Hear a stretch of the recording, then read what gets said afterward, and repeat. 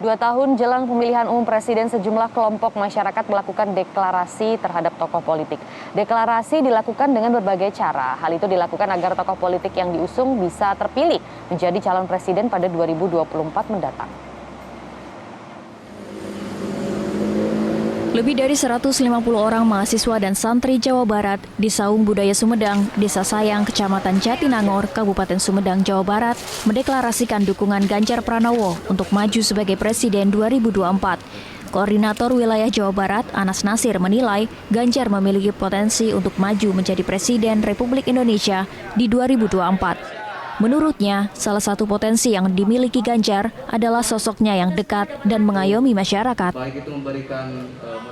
Partai Kebangkitan Bangsa atau PKB Kabupaten Temanggung, Jawa Tengah mendukung penuh Muhaimin Iskandar maju sebagai calon presiden pada pemilu 2024 mendatang.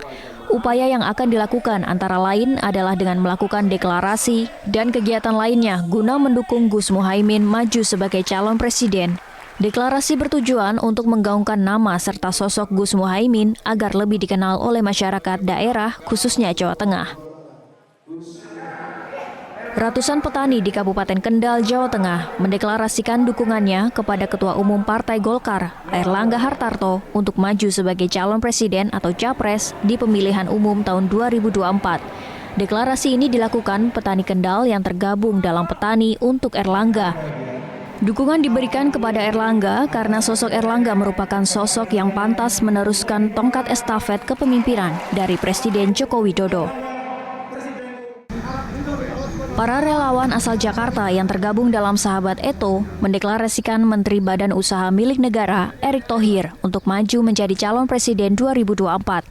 Ketua Sahabat Eto, yakni Ibrani Datuk Tianso, menilai sosok Erick sebagai sosok pemimpin pekerja keras yang layak menjadi presiden di 2024. Erick Thohir juga dinilai mampu memberikan kontribusi nyata dalam pemulihan ekonomi nasional dengan jabatannya sebagai Menteri BUMN.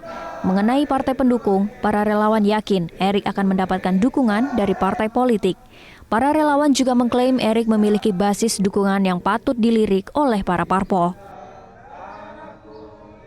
Lalu apakah deklarasi yang dilakukan oleh sejumlah kelompok warga ini mampu menaikkan popularitas atau bahkan elektabilitas? Kita akan membahasnya bersama dengan pengamat politik dan juga Direktur Eksekutif Poltreking Indonesia, Hanta Yuda, yang sudah bergabung di Selamat Pagi Indonesia. Mas Hanta, terima kasih sudah bergabung di Selamat Pagi Indonesia. Kita bisa mulai dari sebenarnya ini efektif tidak sih? Karena ini masih 2 tahun begitu kan jelang pemilu. Tapi menurut pengalaman Anda, efektifkah deklarasi dini dari sekarang untuk elektabilitas tokoh politik? Ya, waktu 2 tahun itu bagi kita pemilih atau awam politik itu masih panjang. Tetapi bagi aktor politik, para kandidat, figur-figur yang bertarung, waktu 2 tahun itu bukan waktu yang singkat. Sehingga waktu yang saya kira harus mereka manfaatkan. Tinggal ini deklarasinya harus dibedakan. Kalau deklarasi yang dilakukan oleh figur secara langsung itu menurut saya selalu cepat, akan dikesankan ambisi. Kalau dia menjulang sendiri ibarat pohon bonsai, efek negatifnya kan kalau ada menjulang sendiri itu kan lawan politik kan semakin ganas ingin memotong pergerakan politiknya. Tetapi kalau itu konteksnya adalah relawan politik yang dibangun dalam persepsi publik adalah bottom up, relatif positif. Karena apa? Karena deklarasi para relawan, para komunitas-komunitas itu paling tidak nomor 1 dampak positifnya memberikan semacam mengimbangi dominasi partai politik dalam level kandidasi. Jadi kan ada 2 Maria ya, kandidasi dan proses pencalonan, yang kedua election dalam proses pemenangan pemilu. Nah di kandidasi ada 2 efek positifnya. Satu, menyeimbang dominasi kandidasi atau pencalonan yang selama ini lewat partai politik. Yang kedua, kalau opini publiknya persepsinya kuat, maka ini bisa menjadi daya tawar, posisi tawar yang kuat ke depan partai politik. Dia figur tersebut merasa didukung oleh relawan, sehingga dia bisa memperkuat posisi tawarnya di depan partai politik. Di sisi ingin menjawab pertanyaan Maria tadi, efektifkan popularitas, 1.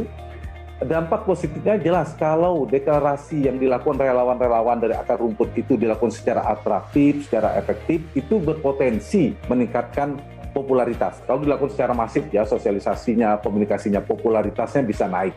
Itu nomor 1. Yang kedua, juga bisa karena relawan ini bisa menjadi mesin politik potensial selain partai politik. Kita tahu bahkan relawan bisa lebih militan dari partai kalau bisa dibangun. Yang ketiga, positifnya adalah para pemilih yang tidak terafiliasi terlalu kuat ke partai politik, yang bukan pemilih atau pengurus partai politik tetapi ingin mendukung figur, dia bisa berkumpul dalam komunitas ini. Sehingga hal ini, 3 faktor positif dalam sisi publik ini memberikan dampak positif kepada figur-figur yang didukung, bukan figur yang mendeklarasikan ya, figur-figur yang didukung oleh relawan dalam deklarasi, sehingga memberikan dampak popularitas kalau dilakukan secara masif. Tadi kan pertanyaan popularitas dan elektabilitas beda. Popularitas iya. Kalau likability, tingkat kesukaannya mungkin bisa positif juga. Karena setelah deklarasi, mengapa kami mendukung figur ini? Karena dianggap berpengalaman, prestasinya bagus, rekam jejaknya positif, itu bisa. Tapi kalau ingin meningkatkan elektabilitas, menurut saya tidak cukup. Harus diimbangi dengan kerja-kerja berkelanjutan. Kalau tadi Mas Hanta mengatakan sebenarnya efek positifnya terhadap tokoh politik itu begitu banyaknya ya. Tapi apakah memang seefektif itu? Apakah memang bisa sampai mempengaruhi pilihan parpol nantinya? Kalau pergerakannya kuat, kita belajar dari Pak Jokowi di 2014 maupun 2019. 2014 terutama, kita ingat pada saat itu yang ditimang oleh PD Perjuangan salah satunya nama Mbak Puan Maharani. Tapi gelombang dukungan relawan yang cukup kuat dilakukan oleh Pak Jokowi, akhirnya salah satu faktor variabel mempengaruhi karena besarnya dukungan dari relawan. Lagi-lagi saya katakan kalau dukungan itu bottom up, betul-betul dari akar rumput dan gelombangnya besar, itu bisa mempengaruhi partai politik. Karena partai kan berpikir juga rasional, mengkalkulasi peluang kemenangan. Asalkan, saya katakan tadi, itu diikuti dengan tingkat elektabilitas yang tinggi. Kalau kemudian deklarasi itu hanya mencari sensasi, sekedar dideklarasikan karena gara-gara elektabilitasnya rendah, itu juga tidak efektif. Jadi saya kira bukan sekedar deklarasi, kalau deklarasinya dilakukan strategi yang tepat, terstruktur, atraktif, sesuai isu, maka itu memberikan dampak positif kepada figur yang didukung oleh para relawan tersebut. Oke, tapi yang menarik kalau kita melihat selama ini kan strateginya baru dilakukan oleh para relawan ya, seperti yang tadi Anda katakan kalau strategi langsung dari deklarasi dini langsung begitu ya, dari tokoh politik itu masih terlalu dini sekarang. Nah itu tuh apakah benar murni dilakukan oleh relawan, Anda melihatnya, atau sebenarnya itu merupakan strategi branding dari tokoh politik itu sendiri? Ya, saya bicara dalam 2 perspektif. Kalau realitasnya sulit untuk mengatakan itu murni dilakukan oleh relawan. Sebagian besar itu disetting oleh para kandidat atau tim suksesnya. Tetapi lagi-lagi dalam politik itu paling penting kan persepsinya. Bahwa siapa yang memenangkan, mampu memenangkan persepsi publik, maka dia pemenang dalam pertarungan politik. Nah, kalau si kandidat dan tim pemenangannya itu berhasil membentuk persepsi bahwa deklarasi-deklarasi yang dilakukan oleh relawan itu dilakukan murni dalam persepsi publik, maka itu memberikan dampak positif. Dengan dampak positif yang dikesankan ya ini memang didukung oleh publik. Nah, itu saya kira yang memberi dampak positif secara popularitas. Tetapi semakin banyak, yang harus disiapkan juga 2. Kalau tidak hati-hati, dosisnya tidak tepat racikannya, persepsi publik bisa sebaliknya negatif, kurang efektif. Untuk menjawab pertanyaan Maria tadi, bahwa ini bisa dipersepsikan kalau relawannya ikut-ikut turun, ya terlalu ambisi. Dan pemilih Indonesia itu tidak suka pada kandidat yang terlalu bersemangat ambisi. Yang kedua, tadi saya ngulang sedikit lagi, ibarat kita ingin memeratakan, memperindah pohon bonsai. Kalau ada satu yang menjulang tangkainya, itu akan cenderung dipotong. Jadi siap-siap akan melawan ganasnya lawan-lawan politik dalam melakukan serangan-serangan politik. Itu juga dampak negatifnya. Tetapi lagi-lagi kalau tidak disosialisasikan, tidak ada dinamika politik yang diluncurkan, istilahnya tidak membuat gelombang politik, sulit dalam pertarungan politik. Dalam pertarungan politik memerlukan panggung politik strategis, itu nomor 1. Harus dibuat panggung itu dipersepsikan. Setelah ada panggung politik yang positif, harus ada gerakan politik yang atraktif. Kalau ada gerakan politik atraktif, termasuk deklarasi-deklarasi itu kan bagian dari upaya membuat gerakan atraktif. Yang ketiga, yang ingin dimunculkan mereka adalah mendapatkan momentum politik. Seperti dulu Pak Jokowi di 2014 dan Pak SBY di 2024. Begitu. Jadi tergantung. Deklarasi ini bisa seperti pedang bermata 2. Dia bisa menjadi positif untuk mendongkrak elektabilitas, terutama popularitas. Tapi kalau tidak berhati-hati mengelolanya, bisa sebaliknya menimbulkan antipati dan justru tidak ada manfaatnya, bahkan bisa sebaliknya. Gitu, Maria. Baik, Mas Hanta tadi sudah mengatakan begitu ya keuntungan dan kerugiannya dari deklarasi dini ini ya, strategi politik sejak dini ini. Tapi kalau kita lihat begitu ya, bagaimana nanti ancamannya terhadap masyarakat itu sendiri, misalnya polarisasi politik sejak dini begitu. Bagaimana pendapat Anda mengenai hal ini? Ya, jadi memang ada potensi polarisasi. Tetapi kalau itu dilakukan tidak melanggar hukum sesuai dengan kaidah berdemokrasi kita, saya kira itu juga mendidik publik ya sejak awal membedah kandidat. Kandidat kalau dibedah sejak awal itu bagus. Dibedah latar belakangnya, rekam jejaknya, ketimbang ujuk-ujuk dicalonkan partai, ini siapa, dari mana, dan seterusnya. Itu positif. Nah, soal populasi itu tidak bisa terbelahnya kekuatan di masyarakat itu tidak bisa dielakkan. Tetapi begini, memang kalau potensi itu kan kalau kita belajar di 2019 dan 2014 itu Maria, itu karena kontraksi politiknya kencang karena ada dua kekuatan kutub politik. Jadi potensi itu besar, jangan lupa rumusnya kalau dua kutub terpolarisasinya, dua polar, dulu Prabowo Jokowi. Nah kalau sekarang kan belum ada terpolar dua. Kalau masih multipolar, kutubnya banyak, ada pendukung Ganjar Pranowo, ada pendukung Anies Baswedan, ada Prabowo, ada Erick Thohir, dan lain sebagainya. Mereka masih terpolarisasi. Saya kira itu tidak menimbulkan potensi yang besar. Karena itu saya berharap nanti setelah kandidasi, kontestasi politik kita lebih dari dua calon. Dengan lebih dari dua calon itu mengurangi kontraksi atau tegangan politiknya berkurang. Ibarat pipa, kalau makin banyak saluran-saluran yang dikeluarkan semakin baik. Dan ujungnya kan kita berdemokrasi. Itu adalah instrumen. Nah, asalkan semua koridor sesuai dengan aturan kepemiluan kita dan kita menegakkan nilai-nilai berdemokrasi bersama. Mas Hanta, kembali kita ingin mengukur efektivitas dari deklarasi dini ini. Apakah nanti jika memang misalnya begitu ya, partai politik lain itu memilih calon di luar dari yang sudah dideklarasikan sejak dini dari sekarang begitu, apakah ini bisa menaikkan angka golput saat pemilu nanti menurut Anda, Mas? Tergantung kekuatan elektabilitasnya.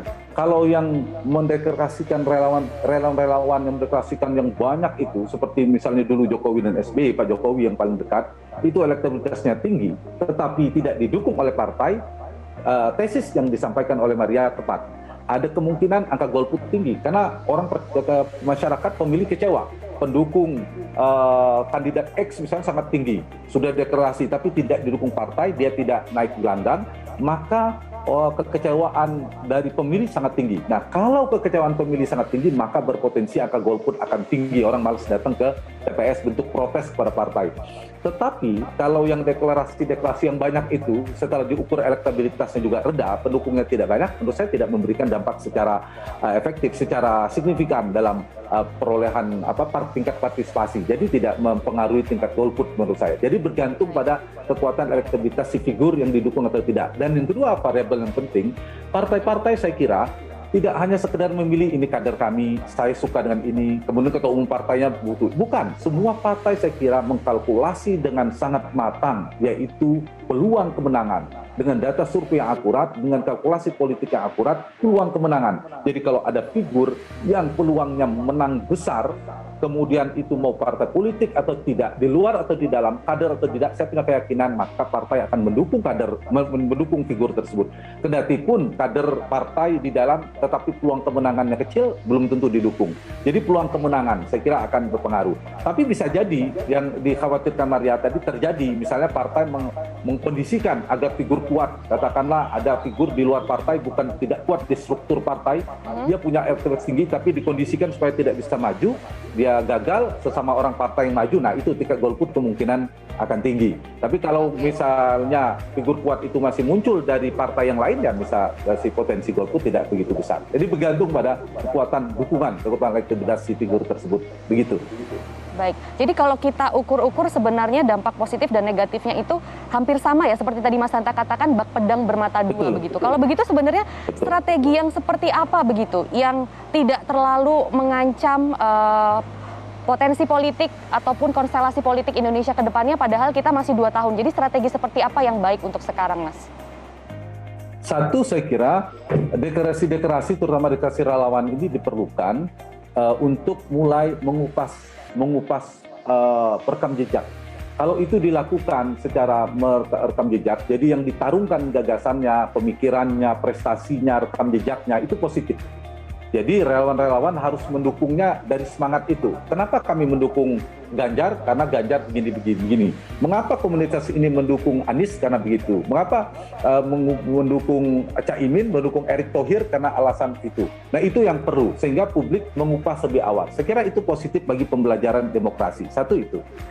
Yang kedua, saya kira yang perlu dipikirkan juga adalah ini membuat saluran-saluran alternatif selain partai. Supaya proses kandidasi, proses pencalonan itu tidak hanya didominasi, dihegemoni oleh partai. Realitasnya dalam konstitusi kita kan untuk mencalonkan diri itu kan Maria harus lewat partai politik. Misalnya ada kandidat yang kuat, katakanlah para gubernur, ada Ridwan Kamil, Anies Baswedan dan sebagainya, termasuk Ganjar juga tidak kuat di partai. Mereka punya jalur alternatif. Alternatif itu bukan alternatif pencalonan. Paling tidak mesin-mesin politik potensial untuk menyampaikan mereka. Jadi saya kira relawan itu dua harus kalau ingin positif. Satu, secara omni publik dia dibangun citra positif untuk membangun citra positif kandidat, itu harus dipersepsikan. Kedua, relawan ini harus organik. Bukan sekedar ada 3 orang, 5 orang, 10 orang bubar, 100 orang bubar, tapi organik. Kalau dia organik, betul-betul realitasnya ada, bergerak, dia bisa menjadi mesin politik potensial. Yang ketiga, itu harus dikelola. Terakhir adalah gelombangnya harus dipertahankan. Kalau gelombangnya itu klimaks, tidak anti klimaks, maka itu akan mempengaruhi tidak hanya persepsi publik, tapi mempengaruhi partai politik untuk menarik perhatian partai politik sehingga akan melihat figur ini dukungannya semakin besar sehingga akan didukung oleh partai. Kalau itu yang dilakukan menurut saya akan memberi dampak positif seperti tadi yang saya sampaikan. Kalau misalnya tidak hati-hati hanya agresif saja, ambisius, ya kesannya ambisi dan justru antipati. Begitu. Iya, dan masyarakat kita juga sudah cerdas untuk menilai itu ya Mas Hanta ya. Betul, nah, masyarakat Mas Hanta, cerdas, tidak bisa. Baik. Terakhir Mas Hanta, dari survei terakhir yang Anda lakukan, siapa nama tokoh politik yang saat ini memiliki popularitas paling tinggi? Ya, selain popularitas mungkin kepada elektabilitas ya, tingkat keterpilihan tertinggi di survei Poltering Indonesia terakhir yang kami lakukan, memang dari level capres yang tertinggi masih ada 3 orang. 3 ya, level capres, level tertinggi yang angkanya 2 digit. Tetapi dari 3 ini juga belum ada yang paling kuat seperti dulu 2 tahun sebelum 2014. Jokowi sebelum 2014 itu kan sudah cukup tinggi menjulang sendiri. Nah, sekarang belum tinggi. Jadi ada 3 yang potensial, yaitu nama lama Pak Prabowo Subianto, yang kedua adalah Ganjar Pranowo Gubernur Jawa Tengah, dan 3 Anies Baswedan. Nah, 3 ini tidak terpaut terlalu jauh. Ada plus minus di margin of error, ada selisih lah kadang sampai melampaui sedikit margin of error. Level-level ini. Kemudian ada nama-nama satu ya, sedikit saya bilang eskalator politik potensial itu kepala daerah. Jadi ada Ganjar, Anies, dan Ridwan Kamil. Kemudian kedua, Menteri Kabinet. Ada Erick Thohir dan Sandiaga Uno. Saya kira itu potensial juga akan bertarung. Mereka cukup menggeliat di media dan di pergerakan. Yang terakhir ada para ketua umum partai. Sejauh ini popularitasnya lebih tinggi kepala daerah atau Menteri Kabinet, Mas Hanta? Kepala daerah. Yang paling potensial sekarang kepala daerah, yaitu khususnya 2 nama, Anies Baswedan dan Ganjar Pranowo. Itu yang paling potensial, tetapi mereka tidak berada di puncak struktur kekuasaan partai. Jadi mereka harus berjuang di kandidasi, tetapi di eleksi, di proses kampanye mereka berpeluang besar, tetapi di tiket partai yang mereka harus perjuangkan. Kalau dari artinya masih banyak fluktuasi yang bisa terjadi juga ya di sini ya Mas Hanta ya. Betul. Baik, terima kasih pengamat politik dan juga Direktur Eksekutif Poltreking Hanta Yuda sudah bergabung di Selamat Pagi Indonesia kali ini.